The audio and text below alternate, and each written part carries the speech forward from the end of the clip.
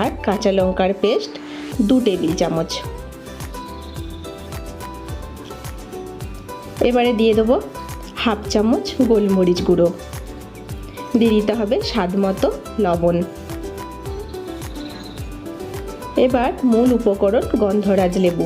গন্ধরাজ লেবুর যে জেস্টটা সেটা এরকম করে একটু কুড়ে দিয়ে দিতে হবে। খেয়াল রাখতে হবে যেন সাদা অংশটা না কোরানো হয়ে যায়, তাহলে কিন্তু চিকেনটা তেতো হয়ে যাবে। শুধুমাত্র লেবুর ওপরের সবুজ অংশটাই এইরকম দিয়ে দিতে হবে। বেশ অনেকটাই লেবুর জেস্ট আমি চিকেনের মধ্যে দিয়ে দিয়েছি। এবার সব কিছু খুব ভালোভাবে হাত দিয়ে চিকেনের সাথে ম্যারিনেট করে নিতে হবে। এই কাজটা যত ভালোভাবে করবেন চিকেনের মধ্যে কিন্তু সমস্ত উপকরণ এবং সমস্ত ফ্লেভার খুব ভালোভাবে ঢুকে যাবে। চিকেনটা খুব ভালো করে হাত দিয়ে ম্যারিনেট করে নিচ্ছি এবং ম্যারিনেট করে আমি রেখে দেবো আধ ঘন্টার মতো।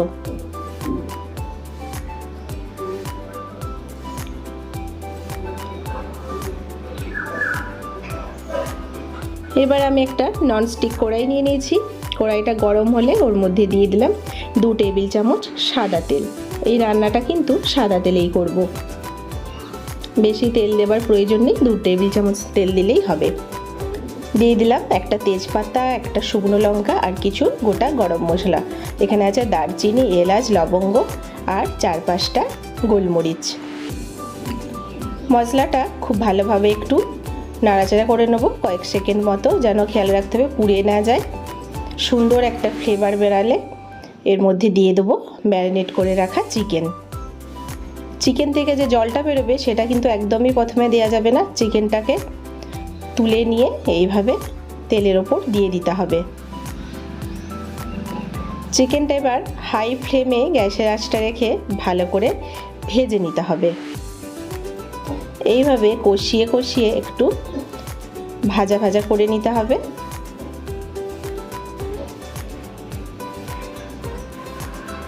চিকেনটা যেহেতু দই দেওয়া আছে চিকেনের মধ্যে, সেজন্য একটু জল বেরিয়ে যাবে, ঘাবড়াবার কিছু নেই।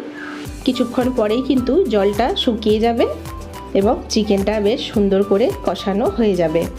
এই রান্নায় কিন্তু হলুদের ব্যবহার হবে না, তাই এই চিকেনটা কিন্তু এরকম সাদা সাদাই দেখতে হবে। দেখতে হয়তো খুব একটা ভালো লাগছে না, কিন্তু খেতে কিন্তু বেশ ভালো হয়।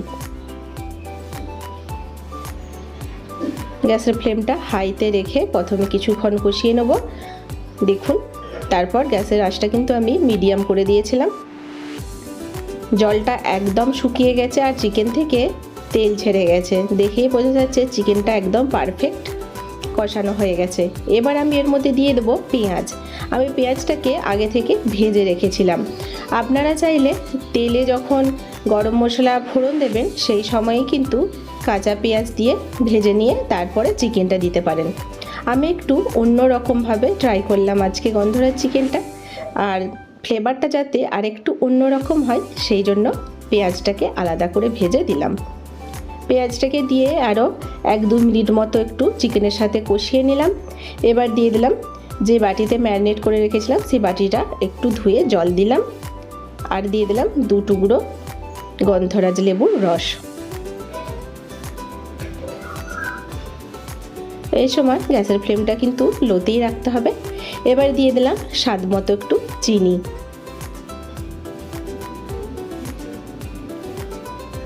আবারও সব কিছু ভালোভাবে একটু কষিয়ে নেব। 1 মিনিট মতো একটু নাড়াচাড়া করে নিতে হবে, আর এই সময় কিন্তু আপনারা লবণটাও একটু চেক করে নেবেন।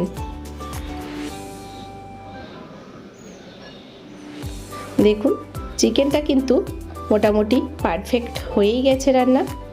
আমার লবণ আরেকটু লাগবে বলে মনে হয়েছিল, সেই জন্য আরেকটু লবণ দিয়ে দিলাম। এবার চিকেনটা একদম শেষের পথে, হয়েই গেছে প্রায় রান্না। আমি এখানে 2টো গন্ধরাজ লেবুর পাতা এভাবে টুকরো করে দিলাম, দিয়ে দিলাম 2টো কাঁচা লঙ্কা আর 2টো স্লাইস গন্ধরাজ লেবু। এইভাবে সব কিছু একটু ভেতরে ঢুকিয়ে দিলাম গ্রেভির মধ্যে, যাতে সমস্ত ফ্লেভারটা ভালোভাবে ঢুকে যায় চিকেনের সাথে। আর সবশেষে দিয়ে দিলাম আর এক টুকরো লেবুর রস। এই অবস্থাতেই কিন্তু সাথে সাথে গ্যাসের ফ্লেমটা অফ করে দিতে হবে, না হলে কিন্তু চিকেনটা তেতো হয়ে যাবে। এবার ঢাকা দিয়ে 10 মিনিট রেখে দিতে হবে, যাতে করে সমস্ত ফ্লেভার চিকেনের মধ্যে সুন্দরভাবে ঢুকে যায়। এবার সার্ভ করে দিলাম গন্ধরাজ চিকেন। গরম ভাতের সাথে বা রুটি, আপনারা যেটা পছন্দ করবেন, এই গন্ধরাজ চিকেন খেতে কিন্তু দারুণ লাগে। এই গরমে এইরকম একটা হালকা পাতলা আর সুস্বাদু রেসিপি আপনাদের কেমন লাগলো আমাকে তা অবশ্যই কমেন্ট করে জানাবেন।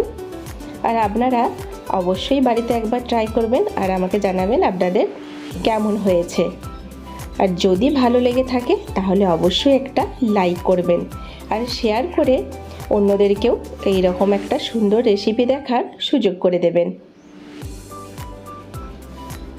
যারা আমার চ্যানেলে এখনও নতুন তাদের কাছে অনুরোধ রইল আমার চ্যানেলটিকে সাবস্ক্রাইব করে দিয়ে আমার পাশে থাকার জন্য।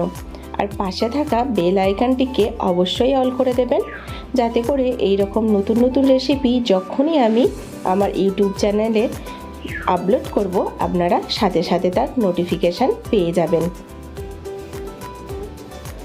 আপনারা যদি আমার পাশে থাকেন তাহলেই কিন্তু আমি আরও উৎসাহ পাবো এই রকম আরও সুন্দর সুন্দর ভিডিও আপনাদের সাথে শেয়ার করার। তাহলে আর দেরি কিসে, চটপট একদিন বাড়িতে এই সুস্বাদু রেসিপিটি বানিয়ে ফেলুন।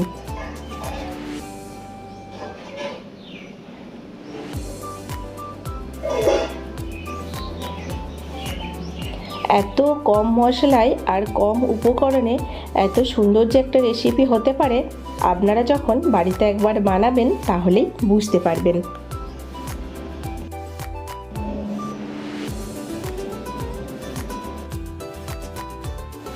সো ফ্রেন্ডস, তাহলে আজকের মতো এই পর্যন্তই। দেখা হচ্ছে পরের ভিডিওতে। সকলেই ভালো থাকবেন, সুস্থ থাকবেন। বাই।